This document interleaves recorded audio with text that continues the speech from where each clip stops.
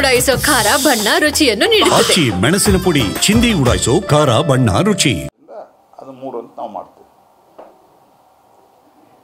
ಹಾಗಾಗಿ ಕಾಂಗ್ರೆಸ್ ಸರ್ಕಾರ ತುಷ್ಟೀಕರಣದ ಮಾಡುವ ಸಂಬಂಧವಾಗಿ ಪಾಕಿಸ್ತಾನಿ ಸ್ಪೋಕ್ಸ್ ಪರ್ಸನ್ಗಳು ಮಾತಾಡ್ತಾರೆ ನೋಡ್ರಿ. ನೀವು ಅವರು ಆರ್ಟಿಕಲ್ 370 ತೆಗೆದಾಗ ಬ್ಲ್ಯಾಕ್ ಡೇ ಅಂತ ಹೇಳಿದರು ಪಾಕಿಸ್ತಾನದವರು, ಇವರು ಬ್ಲ್ಯಾಕ್ ಡೇ ಅಂತ ಹೇಳಿದ್ದಾರೆ. ಪಹಲ್ಗಾಮ್ದಲ್ಲಿ ನಡೆದಂಥ ಘಟನೆ ಬಗ್ಗೆ ಯುದ್ಧ ನಡೀತು. ಯುದ್ಧ ಅಂದರೆ ನಾವು ಆ್ಯಕ್ಚುಲಿ ಯುದ್ಧ ಅಂತ ಮಾಡೇ ಇಲ್ಲ, ಟಾರ್ಗೆಟೆಡ್ ಭಯೋತ್ಪಾದನಾ ಕೇಂದ್ರಗಳ ಮೇಲೆ ದಾಳಿ ನಡೀತು. ಶಾಂತಿ, ಗಾಂಧೀಜಿಯವ್ರ ಫೋಟೋ ಹಾಕಿ ಶಾಂತಿ ಅಂತ ಹಾಕಿದರು. ಯುದ್ಧ ನಿಂತ ಮೇಲೆ ಯಾಕೆ ನಿಲ್ಲಿಸಿದ್ರಿ ಅಂತ ಹಾಕಿದರು. ಬಟ್ ಅಂದರೆ ಒಂದು ಪಾಲಿಸಿ ಅನ್ನೋದೇ ಇಲ್ಲ. ಹಾಗಾಗಿ ಕಾಂಗ್ರೆಸ್ ಪಾರ್ಟಿ ತುಷ್ಟೀಕರಣದಿಂದನೇ ರಾಜಕಾರಣದಲ್ಲಿ ಇರಬೇಕಂತ ತೀರ್ಮಾನ ಮಾಡಿದೆ. ಜನ ಇದನ್ನು ಒಪ್ಪೋದಿಲ್ಲ. ಕೋರ್ಟು ಸಹಿತ ಇವರಿಗೆ ಪಾಳಪಕ್ಷ ಮಾಡಿದೆ.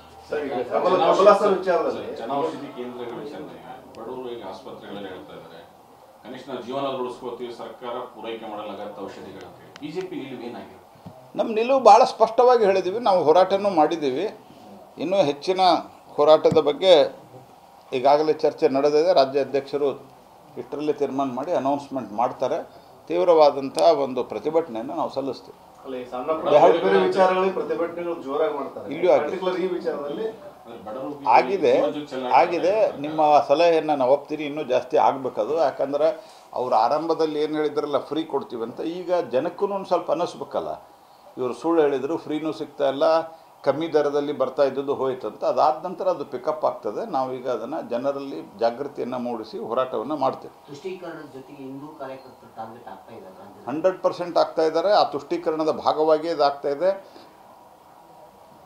ಮತ್ತು ಒಂದು ಥರ ಇದೊಂದು ಸೇಫ್